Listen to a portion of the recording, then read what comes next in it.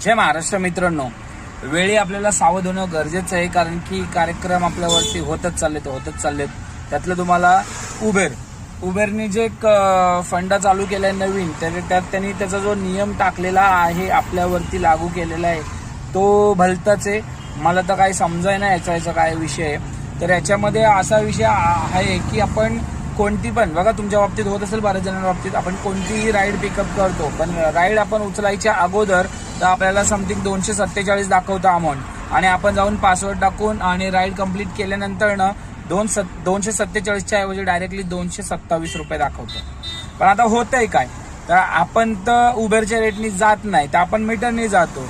मग आता 247 म्हणलं तर आपण मीटर टाकलं तर जवळजवळ 15 ते 20 रुपये एक्स्ट्रा होतात. 15 ते 20 रुपये जर एक्स्ट्रा झाले बरोबर, आणि तिथं जर त्यांच्याकडे अमाऊंट किती दाखवते कस्टमरकडे 227 रुपये, आणि आपल्याला जवळजवळ मीटरवरती बघितलं तर 260 रुपये, तर कस्टमर बोलायला लागले एवढे कसे काय वाढायला लागले. आणि वाद हा कस्टमरांसोबत वाढत चाललेला आहे. तर उबेरने हा फंडा जो यूज केलाय नेमकं कशासाठी केलाय, आपल्या भल्यासाठी केलाय की त्याला कोणता प्रॉब्लेम क्रिएट करायचा आहे समजतच नाहीये. कारण आता आपण जर डेली अपडेट केलं तर प्रमोशनच्या नावाने आपले 10, 20, 25 रुपये कट करतं. मग ते प्रमोशनचे पैसे आपल्याला देत नाहीये.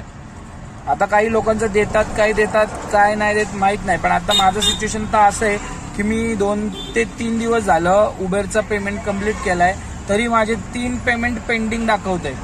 हे बघा, हे जर दिसत असेल तुम्हाला, कुठे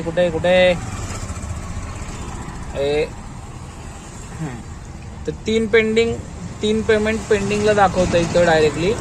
आणि त्याच्यानंतर नाही तर कॅश आउट बॅलन्स 3 रुपये 33 पैसे. म्हणजे मी मायनसमध्ये नाहीये, मला काही समजत नाहीये, मायनसमध्ये नाही. आणि काल मला 47 रुपये मी काल मायनसमध्ये होतो, आणि आज 3 रुपये मायनसमध्ये.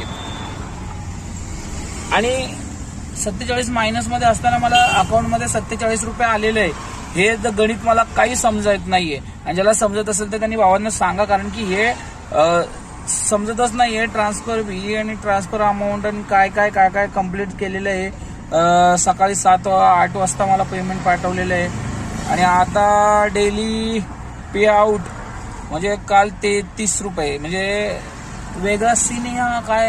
काही समजत नाही. ज्यांना समजत असेल सांगा, उबेरचा स्कॅम काय आहे नक्की. घ्या.